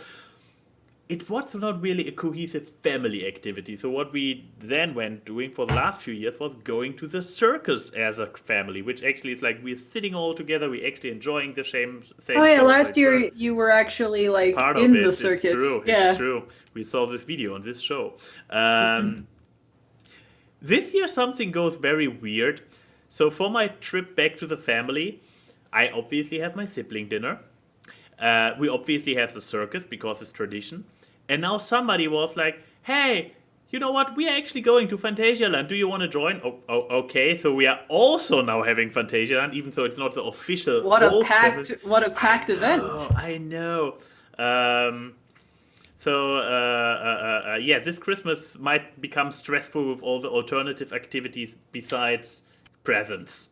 But, this Christmas, I gave you my time, but the very next day, I think I'm gonna die. Yeah, but no, this was just an extended version of saying like, doing stuff with the family. What about you, robot? All right, so the question, just to remind myself, it was the favorite thing you do over the year? Was that yeah, like favorite Christmas tradition, what you like to do on the holidays, that kind of thing. Yeah, so just to give some contrast on this would be that for our Christmas, we don't actually do that very much. It's not very stressful at all. Mm-hmm. We just turn up and hang out, and there's not really so much in regards with presents and whatnot. We just watch a show and whatnot. So, things just like the Lego movie and having a nice meal is our highlight for Christmas Day, more or less. And that's actually, I really like that chill, relaxed atmosphere. For the most part, my favorite thing, I don't have many big events, but for the most part, every week, me and my dad always have a tradition that we go out, do a sport, and then come back and have a meal with the whole family. So it's me, that's my parents, wholesome. and Mage, and it's just a continuation from my childhood that we've always done, which is just we always played badminton together, or me and my parents. But no, my mum's unable to do any sports whatsoever anymore, so it's just me and my dad's getting old as well. So now we just play pool together and chat about stuff, and then billiards. Yeah, and then we just go home, and then I put on some stuff on the telly whilst Mage organises the food, and we just hang out. And it's for me, that's at least the highlight of the week, just hanging out with people. Oh, that's nice. That's wholesome. Ew. Okay. Don't worry, we watch educational videos and things like that. Ah! Now it's more Byter. Have anyone heard of the Great War Channel? Them covering the Great World War I week by week, 100 years afterwards. It was running obviously from 1940 to 1918, and so every week we would actually watch things like the Great War. So me and Dad were having a great time. Okay then. Let's see. Here's the thing. My Christmas is weird since I've moved because I don't know where I am half the time. But Christmas is kind of a really big deal in my home, in my family. We are very much the traditional kind of Christmas people with the gifts and setting up the tree and the lights and the nice stuff and making a big old Christmas dinner and everything. And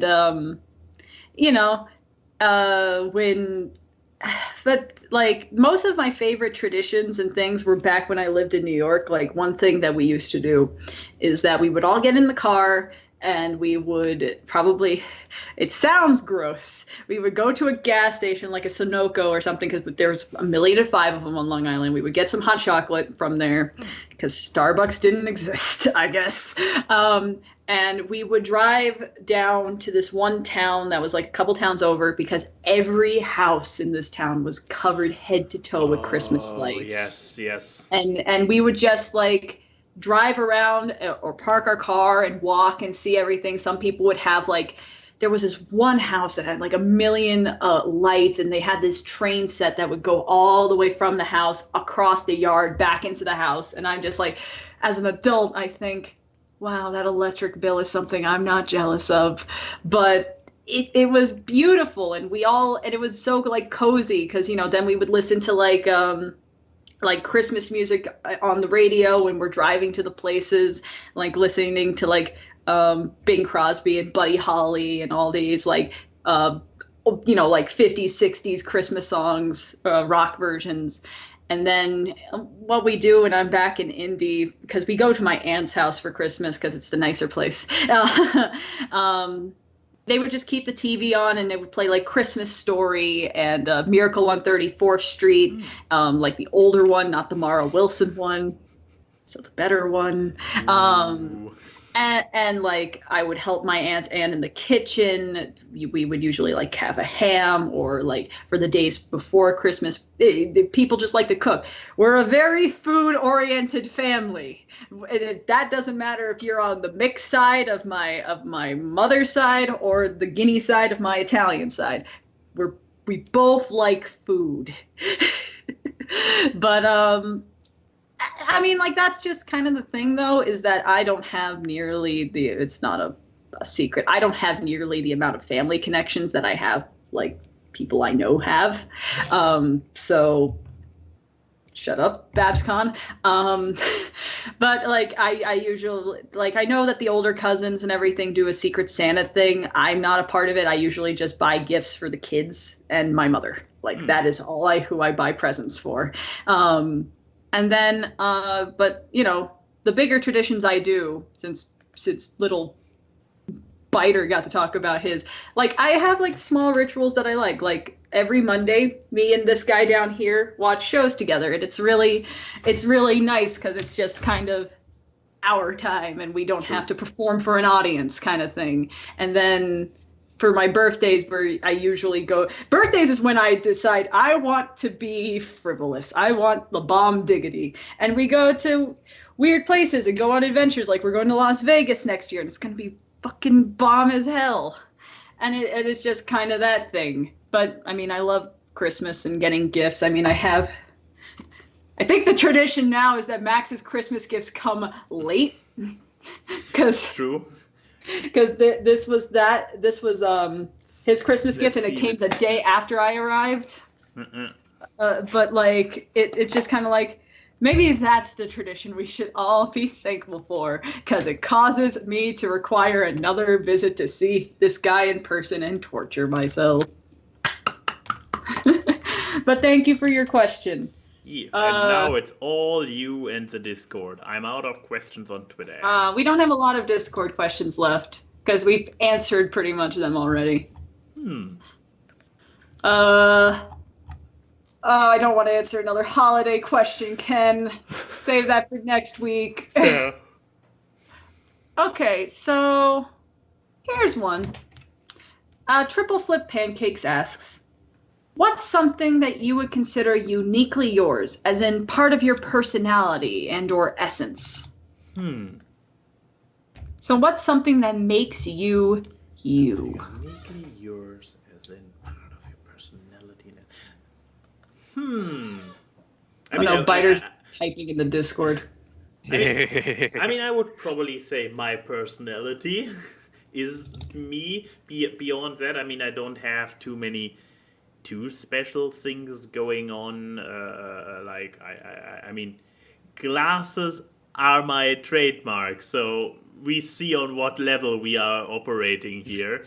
There has to be a trait that makes you unequivocally you. Yeah, you definitely have the German efficiency aspect about yourself when you do. He has a trait. It's always his fault. I blame him. Why? It's true. There we go. My blaminess is definitely a trait of mine. But yeah, trying to boil it down to a specific one, but because I could mention a lot of aspects that in the very combination that I have them are making me, but that's just still personality. So yeah, they say a part of your personality. Yeah, but how about? Okay, here's another way to perhaps do it. If you had an autobiographical book, you write about your life, what would you title it? According to that stupid video that came out yesterday, Dumme Dinge tun, or doing stupid things. But yeah, that's my online sonar talking. So what would it be? finally realizing it gets better. I don't know. Because because I was like in my later 20s, I still was kind of like, I don't know where my life is going, and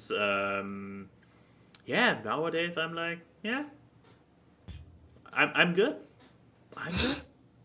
Good for you. Yeah.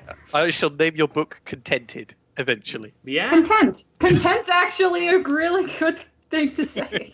Yeah. I mean, yeah, I guess that's my trait. What about you guys? You wanna go? Okay, let's take your trait and make that the opposite. And then we got me. No, it's not that bad. I just remember the conversation we had at Fantasia Land where it's like, you're content with life. I'm not. That was one deep standing in line conversation. Yeah. And right after that, we watched the Try Guys roast each other's Instagrams or something. So that just shows the range of our conversations. Isn't it lovely? Here's the terrible thing is that I'm not really good at, I can describe my skill sets, but I'm terrible at describing my personality because I entangle my usefulness with my worth and essence, which is not healthy. But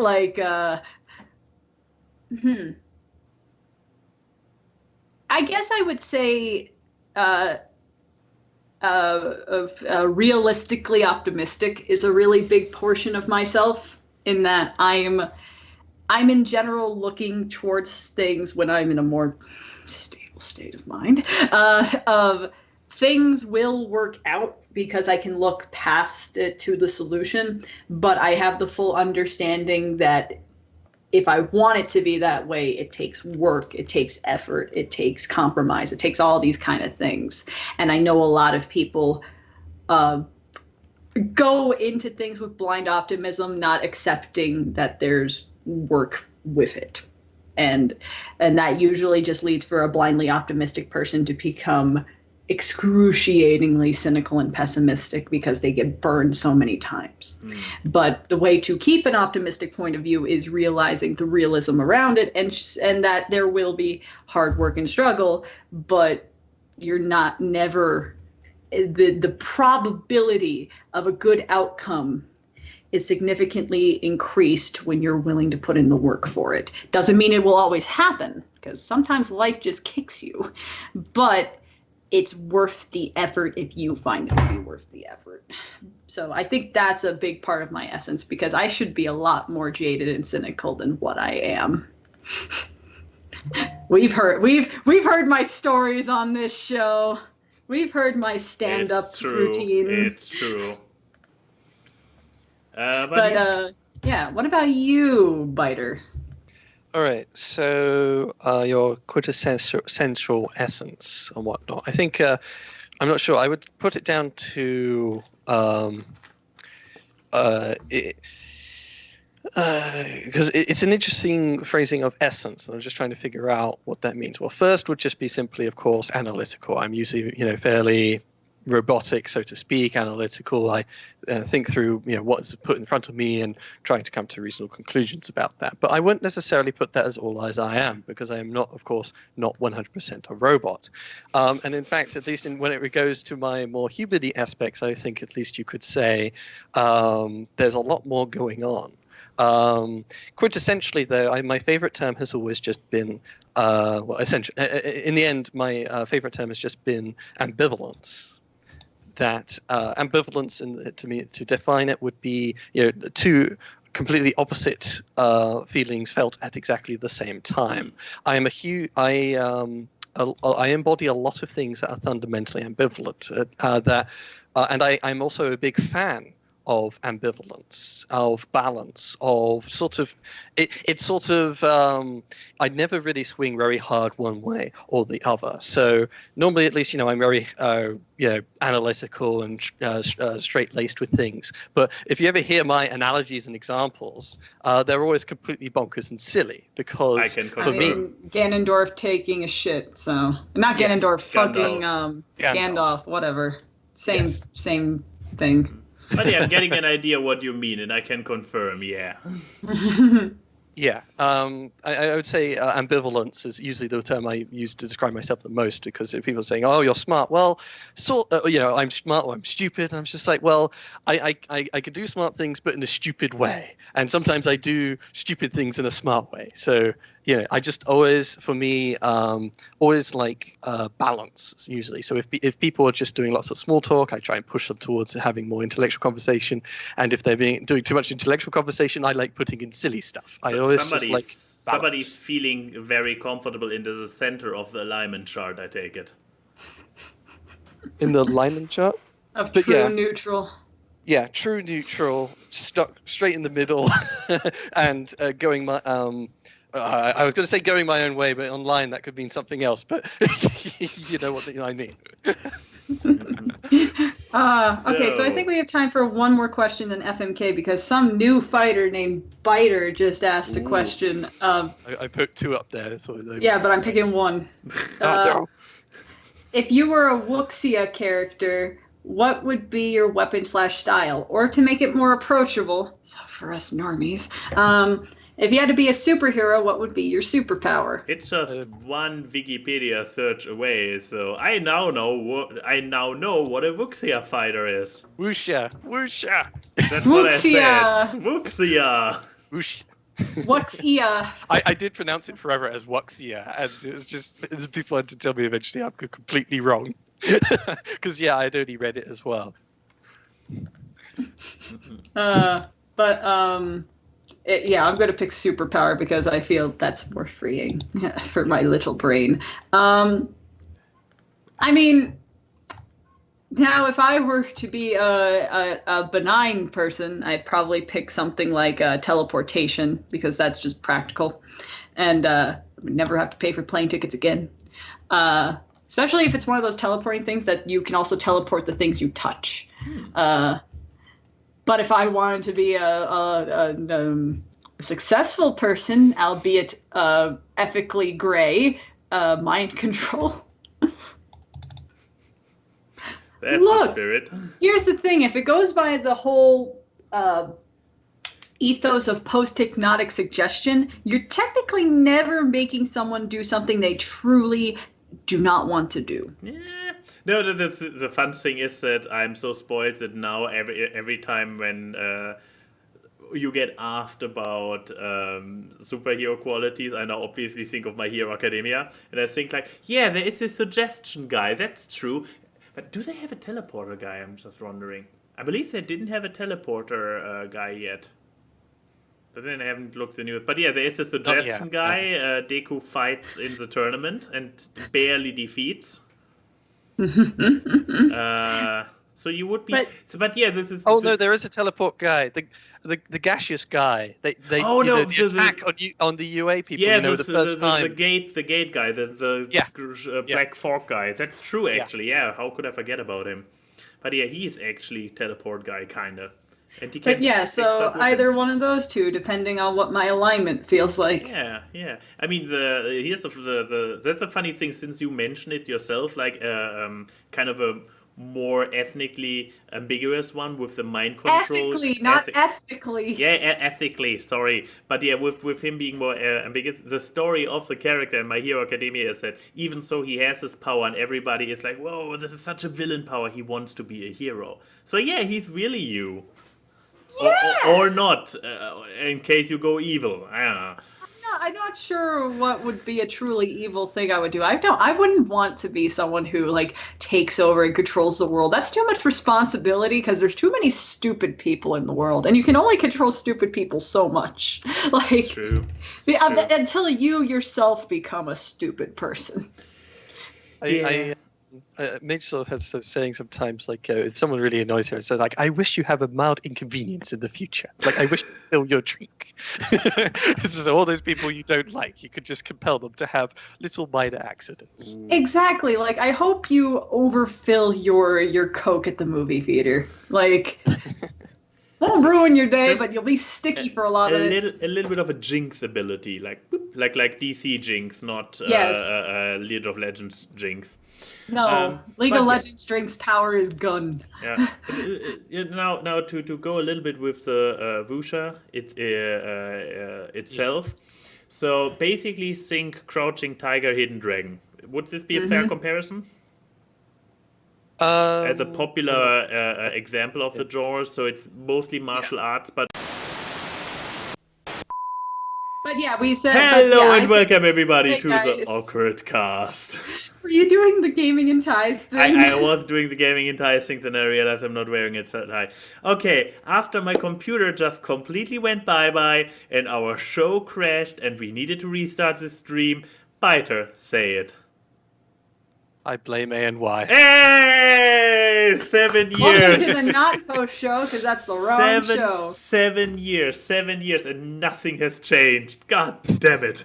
Anyways, but yeah, we still have, we still want to answer this one question. We don't know, do the FMK, and then we are actually off. So, as I was saying, so basically, Wuxia is good representation, Crouching Tiger, Hidden Dragon, right? Exaggerated martial arts dynasty warriors, that thing. Exactly. Yeah. So, I will, even though it's probably kind of an answer I have already given, I would, since the question was for style / weapon, it's the claws, of course, it's the claws again. Like, predictable. I know, hey, at least I'm consistent, I'm not like, oh, remember when I talked about the claws all the time? Now it's a staff. But then again, we were actually claws, talking right? about or making a character. Yeah. Oh yeah. What kind of claws first? Just Wolverine claws, cat claws, tiger claws. What kind of claws? Oh, cataclysm claws. No, isn't it like the character from Secret of Mana or something? Yes, or exactly. That has like a glove with claws. Yeah, but here to answer Byter's question, now that I have control. Okay, this is an extremely edgy one. So please don't be too hung up of the edginess and the little skulls, but as a general idea. Like, okay. It'll go great with your mug. Exactly. God damn it, why do they all have those edgy skulls on it? Like, because edgy people want this weapon. Shush. Or like going more shredder from the. God, there are skulls as well. Why? I think this is saying something about your subconscious that you want to admit. Shush. He just wants to be content. Even be. He's content with his skull. Even this one, it looked from the distance when I just saw the small image on Google. It was like, hey, finally one that's not skeleton stuff. Fuck's sake, it's an entire skeleton hand. I'm not saying anything. You know what I'm thinking. Okay. So yes, you just me and Keyframe just chatted a little bit. Keyframe wanted to have her take a little on a Wuxia character. Okay, please. It's essentially I would be blade based because I like swords, I like kunais, I like that kind of stuff. Sharp things. And and Byter brought up a scythe, which was cool. But then we were talking about character design, and I said, what if the character's hair was just another blade? And then my finishing move is that I stab them with my hair, and then I came up with the mental image of like a Goku power-up thing, but all the spikes in the anime hair just turn into one singular spike. This sounds a little bit like an episode from Drawfree, and you are aware that you now have to draw this keyframe. I will draw this, but yeah, that's my that's Wuxia mine. character, yeah. That's my Wuxia. I found one that doesn't look completely over edgy. It looks a little bit sci-fi even. I love it. It looks kind of cheap. Shush. Okay, Byter, yours, since you brought the question. All right. I think the closest would have to be if anyone has seen the show Thunderbolt Fantasy. The main character in that, he is, he's got the typical kind of Japanesey robes. He's kind of brown and white colors for the robes. He is a swordsman, but his sword is actually a wooden sword. He is actually an expert channeler of chi, and he is, as I said, just a rogue. He sort of goes by his own pace of things, and I think that guy very much is a very Byter-y character. Sounds about right. Yeah. Have So- you Now- guys ever heard of Thunderbolt Fantasy? It's Taiwanese puppets. You should just at least check out a trailer. I should. We'll check it out later. But now it is time for the final segment of our show, the best segment of our show, from Max's Presence versus Key's Patience. Great name. All this talk about podcast. What kind of podcast is your favorite, though? Fuck, marry, kill. A funny podcast, an educational podcast, or a podcast that has celebrity guests from time to time. Adjust your microphone volume. We're live in 5. We were live, and then Max killed us in 5. True. Oh, wait, I know this show, but not for good reasons, because I think, like, Toonami or Adult Swim bought the show and, like, terribly dubbed it. Oh no! Oh, it's I've only amazing. seen the sub. But is this the right show? Yeah, that's the correct show. Huh. Oh, but man, yeah, I need to link you the terrible American dub because they completely changed the characters. But yeah, Fuck, Marry, Kill, a funny podcast, an educational podcast, and a podcast that has celebrity special guests from time to time. Those don't sound naturally mutually exclusive. But I mean, like, I guess maybe a celebrity guest cast is more of an interviewee podcast. I guess. So let's make the third one an interview podcast. Mm-hmm. So, but yeah, Byter, which kind of podcast, if you imagine it to be personified, would you like to fuck, marry, or kill? I mean, it's odd for these to be personified, and really the personality of the podcasts depend on the personalities within it. Like a funny podcast, it really depends on the sense of humor within it, and it just might not necessarily be my sense of humor. The same sort of goes for educational, like what topic are they actually, what kind of topics are they talking about? Are they talking about science? Are they talking about history? Are they talking, this and that and the other? Hey, baby, you want to hear about World War II? But yeah, I mean, you since the question is that open and broad, you can narrow it down for your personal decision. Because for me personally, at least, I take part in podcasts, but I don't necessarily listen to that many of them.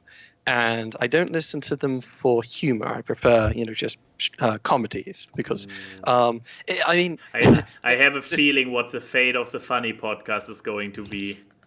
Oh, well, we'll see. I'm still reasoning through it, and you sent me up first, so now I have to reason it out loud. Fair, absolutely fair. Yeah, educational. Again, it's like I don't. The thing with podcasting, it really depends what people bring to the fore. With funny podcasts, you can just pure enjoy the personalities involved. With educational, there's only so much stuff that you can sort of educate, so to speak. And this is when you go into things like marrying. You wouldn't necessarily want to marry an educational podcast because even if it's the bestest, it's nice to have variety, and it gets a bit tired with time. At least, educational stuff I usually find is better in moderation. And then interview podcasts. This is really depends, of course, on the types of people who are being interviewed. And, again, it's not mutually exclusive. The fact that you could have a really funny guy or really entertaining guy on the interview podcast, or very interesting people. Like if you had an interview cast with comedians, wouldn't that just be better than funny podcasts if the podcast itself was always funny? But still, I have to arbitrarily personify these, and then fuck, marry, kill, etc., etc. It's fascinating. You're not going to bed till midnight, Max. I think for the most part, marry, I would have to put with funny, because the thing is, you want to the podcast, so to speak, is funny with you. So it's really weird, this personification, because it's a podcast, it involves multiple people. But with the interview thing, that podcast is always just looking elsewhere. They're always just finding new interesting people. The whole experience of an interview podcast is because you like those personalities that they bring on. A funny podcast is one you would want to be with the most time. so to speak. And at least for me, if it's a funny podcast that I share a sense of humor with, like I share a great sense of humor with my current girlfriend, Mage. That's very much the same situation I have right now, and I love it. But I take it that if it would be the Adam Sandler funny podcast, your answer would probably be different. Adam Sandler would be automatic kill. Yay! But the podcast. But with the podcast, you marry the funny Adam Sandler one. style humor. Yes. I would. Now, is he going to murder education? Yes or no? Don't need no education. I mean, either is fine to kill, honestly. Does that mean you killed a celebrity that's on the podcast too? Well, it's an interview podcast. The thing is, you can interview a historian. Like, that's actually much more broad, though it's much more focused on the person. And I guess in a way, at least for my personal preference, I prefer not to learn about people. I prefer, what did you get for Christmas last month? It's like, for last year. And it's like, I don't care for those kind of questions. So on average, educational might win it out, because particularly instead of having just one personality I'm really keen on, you could have a whole panel of people talking about something I'm really keen on. And that would be one really good fuck, I think. And then you can kill That's just an orgy if you're talking about it being a panel. I mean, it's a weird thing we're talking about podcasts with. I know, but so you fuck the guest podcast? No, he's fucking the educational one. Oh, so he's going to kill the guest one. So, but what you're telling me, Byter, is that you're looking forward to learning something new in bed. Yes, they can show me some things. They bring in an expert. Exactly. I get the most out of it. This was a mistake. All right, there's my answer. Okay, my hair has been getting more disheveled this podcast, just showing the passage of time. Stop doing John Mulaney references and get to answers. Okay, so which one will I marry? I'll probably marry the educational podcast. It's always good. It's always good to invest in smart people. You're like this girl in Adam's Ruin Everything that falls for Adam because she loves guys who always can teach her more stuff. Well, here's also that's such a terrible reason to fall for someone.